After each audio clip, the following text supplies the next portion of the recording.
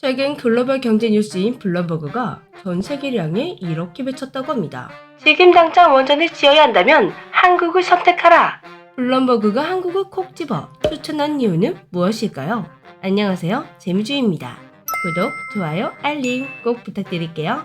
지금 세계는 선진국, 개도국 할 것 없이 세계 많은 나라들이 안정적이고 지속적인 에너지 공급원을 찾기 위해 혈안이 되었다고 합니다. 인공지능 시대가 도래하며 데이터 센터의 폭발적인 증가로 인해 세계적으로 전력 수요가 급증했기 때문이라고 하는데요. 블룸버그는 세계가 부족한 에너지를 보완하기 위한 수단으로 원자력 발전소에 다시 주목하고 있다고 말하며 돌아온 원전 열풍의 가장 큰 수혜국은 우리 한국이 될 것이라고 보도했습니다. 한국은 중국과 러시아를 제외하면 세계에서 가장 큰 규모의 원자력 생산 인프라를 갖추고 있습니다. 이미 26개의 원전을 안전하게 가동 중이며 2038년까지 추가 원전 건설도 예정되어 있습니다. 한국은 단순히 많은 원전을 보유한 것뿐만 아니라 기술력과 공급이력 그리고 프로젝트 완수 능력으로 글로벌 시장에서 확고한 경쟁력을 입증하고 있습니다. 특히 경남 창원에 위치한 두사 에너빌리티는 세계 최대 규모의 단조 프레스를 운영하며 원자로 핵심 부품을 대량으로 생산하고 있는데요. 이 공장은 24시간 쉬지 않고 가동되며 선박 샤프트나 제철 롤러를 넘어 최근에는 원자력 발전 부품 생산 비중을 크게 늘렸다고 합니다. 이처럼 산업 전반에 걸쳐 원자력 기술이 녹아들어있는 한국의 모습은 해외 전문가들에게 깊은 인상을 주고 있다고 하는데요.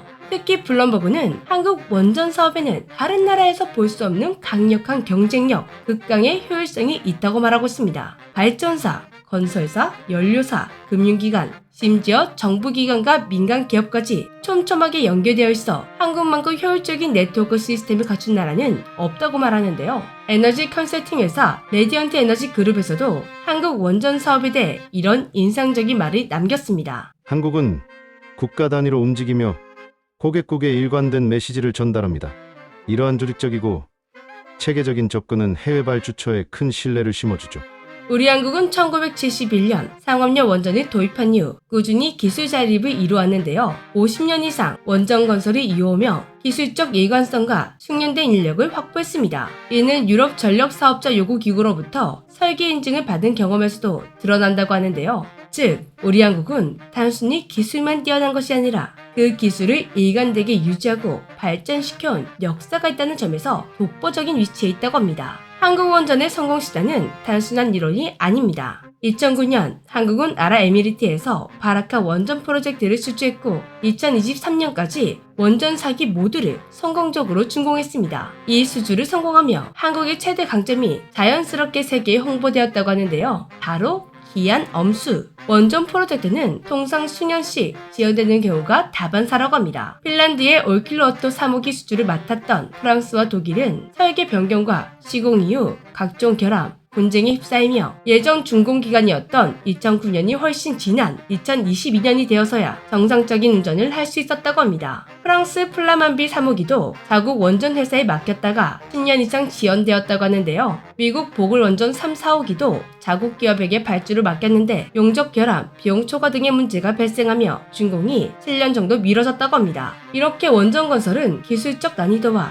공사 도중 변화는 규제 대응, 안정성 문제로 기한 내 완공이 어려운 경우가 많다고 합니다. 하지만 한국은 약속한 일정을 항상 정확히 지켜냈습니다. 여기까지만 봐도 왜 블룸버그에서 한국에게 원전 수주를 맡기라는 것인지 이해가 가죠? 특히 최근에는 세계적인 IT 기업들까지 한국 원전에 주목하고 있습니다. 아마존, 마이크로소프트, 메타 등 글로벌 빅테크 기업들은 데이터 센터 운영을 위해 안정적인 전력 공급이 필수적임을 인식하고 원전 투자에 적극 나서고 있습니다. 모건 스탠리는 생성형 AI 확산으로 2027년까지 스페인 전체 연간 전력 소비량에 맞먹는 추가 소요가 발생할 것으로 전망하고 있는데요. 이런 상황에서 안정적이고 지속 가능한 에너지원으로 원전의 가치가 재조명되고 있고 그 중심에는 우리 한국이 있다고 합니다. 미국, 프랑스, 일본 등 전통적 원전 강국들은 최근 각종 프로젝트에서 지원과 예산 초과 등으로 신뢰에 큰 타격을 입었습니다. 특히 미국과 영국의 주요 원전 프로젝트는 수년간 지연되고 있고 프랑스 역시 예산 문제로 어려움을 겪고 있습니다. 러시아와 중국은 안보 리스크로 인해 서방 시장에서 점차 배제되고 있는데요. 이런 상황에서 한국은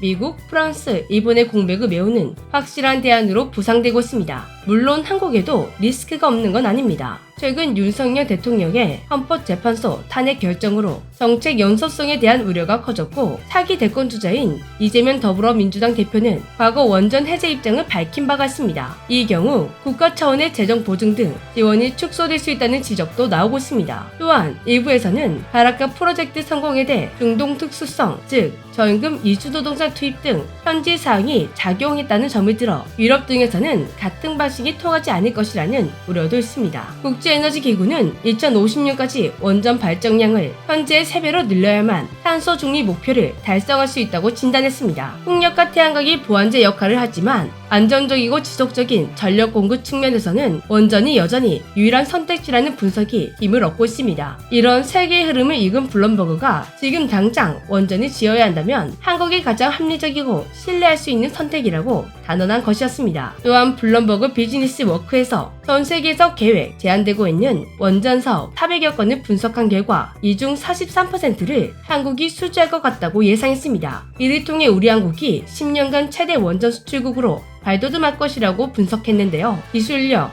조직력, 실력, 신뢰성, 그리고 전 세계적으로 인정받는 프로젝트 완수 능력까지 한국 원자력 산업은 이제 세계가 주목하는 에너지 강국으로 우뚝 섰습니다. 이제 원전을 고민하는 나라라면 더 이상 망설일 이유가 없는데요. 블룸버그의 조언처럼 원전이 필요하다면 한국은 선택하라. 이것이 바로 오늘날 세계가 한국 원전에 거는 기대와 신뢰의 증거가 아닐까요? 그리고 최근 한국이 세계에 뿌려둔 기대와 신뢰가 마침내 열매가 되어 돌아왔습니다. 한국 수력 원자력을 주축으로 한 팀코리아가 약 26조 규모의 체코 신규 원전을 수주하는데 성공한 것인데요. 한국 기업의 원전 수출은 지난 2009년 아랍에미리트 바라카 원전 이후 16년 만이라고 합니다. 특히 이번에 수주한 체코 원전 건설은 유럽 시장에 처음 진출했다는 점에서 의미가 크다고 합니다. 한수원은 현재 원전 4기를 운영 중인 체코 두코바니 원전단지에 5기와 6기를 새로 건설하게 됩니다. 이번에 새로 건설한 원전은 오는 2036년까지 차례로 가동될 전망인데요. 진짜 블룸버그가 예견한 것처럼 한국이 전 세계 원전 수주 43%를 하게 될지 10년 뒤가 궁금해지네요. 지금까지 재미쥐였습니다. 안녕.